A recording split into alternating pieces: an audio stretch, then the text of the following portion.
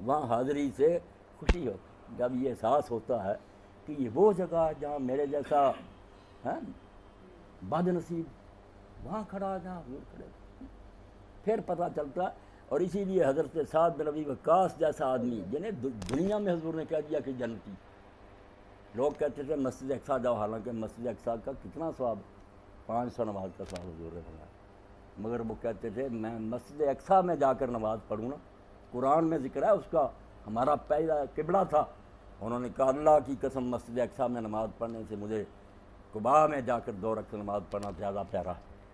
اللہ کے رسول علیہ السلام نے فرمایا کہ جو مدینہ سے وضو کرے اور قباء میں جا کر 2 رکعت نماز پڑھے اس کو عمرہ کا ثواب ملتا ہے۔ ہم خانہ کعبہ جا رہے ہیں عمرہ، وہ حضور کے ہاتھوں سے بنی عمرہ کا ثواب۔